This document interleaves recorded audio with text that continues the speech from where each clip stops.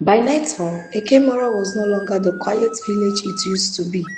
Torches burned brightly, voices filled the air. The entire community had gathered at the village square. Men, women, elders, and even children, all waiting for judgment.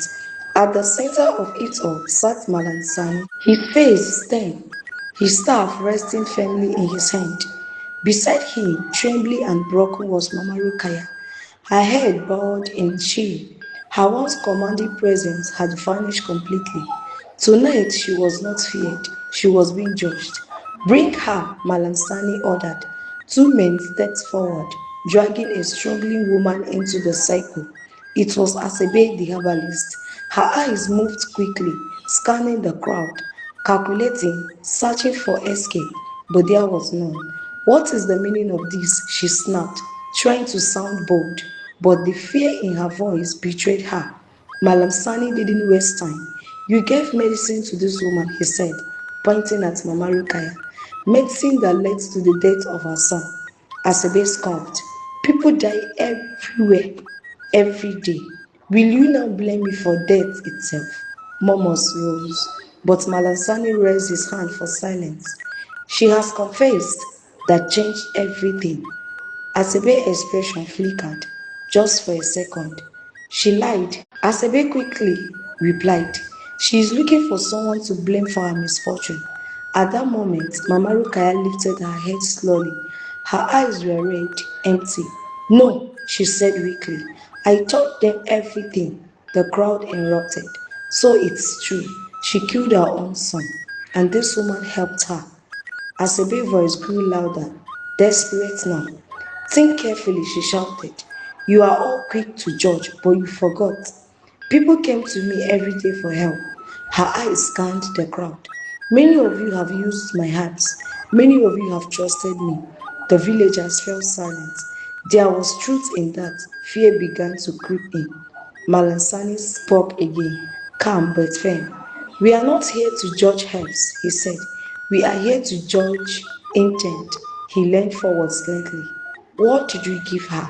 Asebe hesitated, then smiled faintly.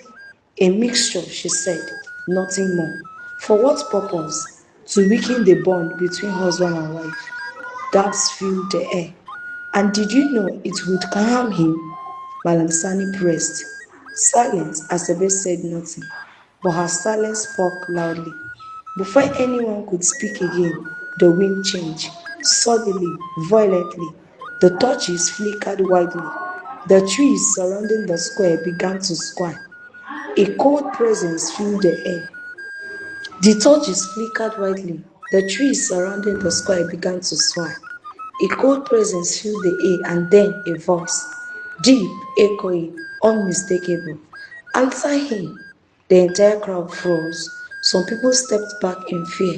Others began to pray under their breath. Mama Rukaya let out a soft cry. Sadiq, she whispered. Asabe's confidence shattered instantly. Her eyes widened in terror. No, no, this is not possible. The wind grew stronger. Dust rose into air, cycling the gathering. Did you know? The voice repeated, this time louder, closer. Asabe fell to her knees. I didn't mean to kill him, she screamed. The crowd erupted in shock. I only wanted to scare her, she continued, pointing weakly at Mama Rukaya. I wanted her to depend on me, to keep coming back. Her voice broke completely. I didn't think it would go this far. The truth landed heavily, ugly, undeniable. Malam Sani stood up slowly, his face filled with disappointment. Your greed has destroyed a life, he said, and nearly destroyed another. At that moment, something strange happened. The wind softened, the air became still, and for a brief moment, a figure appeared near the center of the cycle.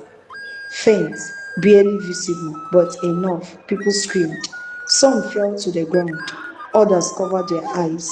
It was Sadiq. He stood silently, looking at his mother, then at Asebe. No anger on his face, only sorrow. Mama Rukaya broke down completely. I'm sorry, she cried. My son, forgive me. I let fear control me. I chose wrongly. Asebe trembled violently, unable to even speak. The figure slowly turned as if preparing to leave, but before it faded completely, the voice spoke one last time. Take care of her and my child. Miles away, Zainab suddenly sat upright, her breathing quick. Tears filled her eyes instantly.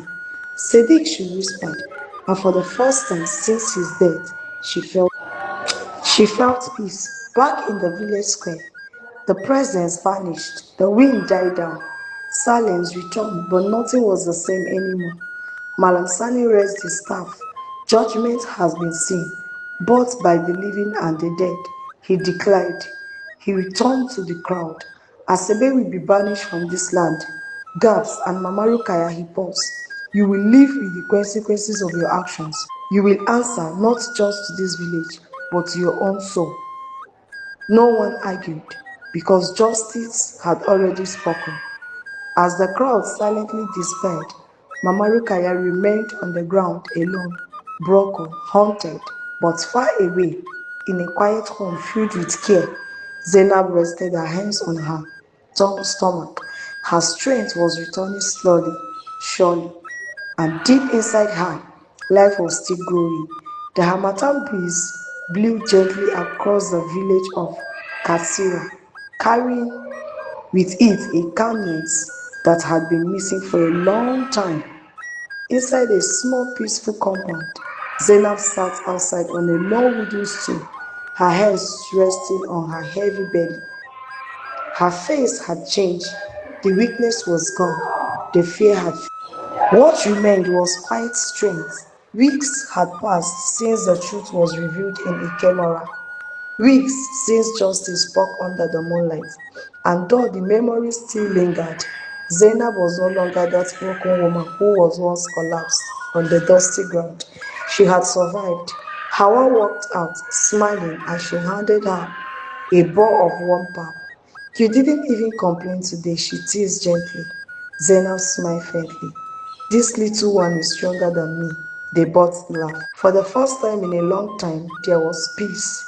But far away in Ikemora, peace did not exist, not for Mama Rukaya.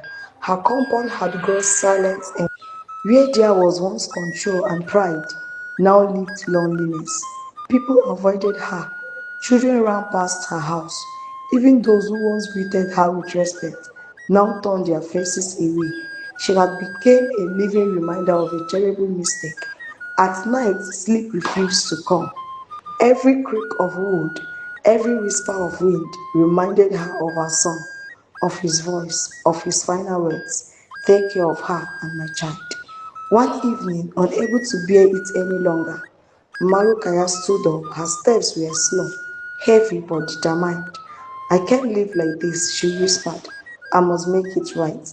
The next morning, before the sun fully rose, she began her journey alone. No escort, no pride, just regret. Guiding her steps back to Katsira, Zainab suddenly felt a sharp pain. She gasped, gripping her stomach. Hawa rushed to her immediately. It is time, she said, panic rising in her voice. Neighbors were called. Warm water was prepared. Clothes were brought. The compound quickly turned into a place of urgency.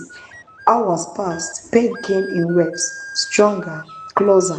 Zainab cried out, sweat covering her body. I can't do this, she gasped. Hawa held her tightly. You can, you must.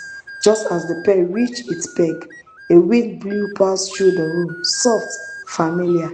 Zainab froze for a second. Then tears rolled down her face. I know you are here, she whispered. Strength filled her from somewhere beyond, and then a cry, sharp, powerful and alive, a baby boy. One of the women shouted. Relief flooded the room. Hawa broke into tears of joy. Zainab collapsed back, breathing heavily, smiling through her tears. My son, she whispered. At that exact moment, Mama Rukaya stepped into the compound, but dust covered her feet, her face worn from the journey. She stopped when she heard the baby cry. Her heart skipped. She hesitated, unsure, afraid. For the first time in her life, she didn't know if she was welcome. Hawa stepped outside and saw her expression. hardened instantly. "What are you doing here?" she asked coldly. Mama Rukaya lowered her gaze. "I came," she paused, her voice breaking, "to beg." Silence, heavy, uncomfortable. "I know I don't deserve forgiveness," she continued. "I know I have done something terrible, something I can never take back." Tears fell freely now. "But please let me see my grandchild." Hawa said nothing. She simply turned and walked back inside, leaving Mama Rukaya standing there uncertain. Moments later, a weak voice came from inside. "Let her come in." It was Zainab.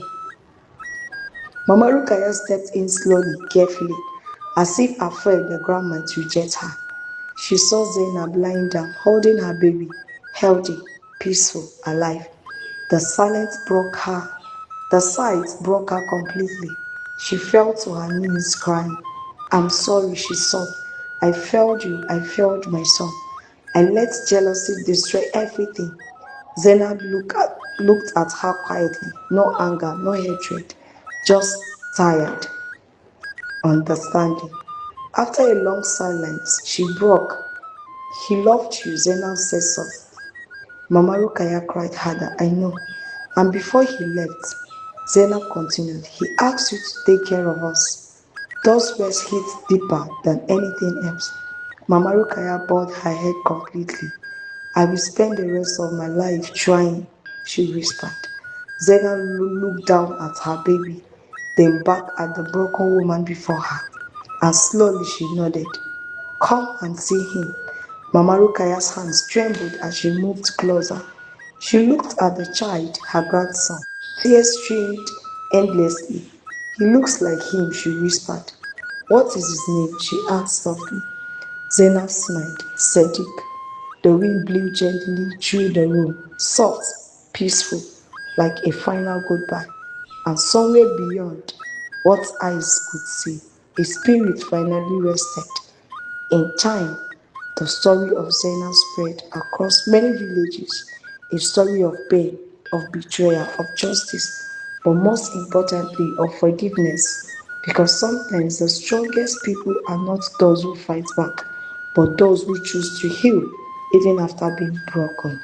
Thanks for staying on this wonderful channel. Thank you for following. Don't forget to like, share, comment, and subscribe for more stories. Bye. See you in my next story.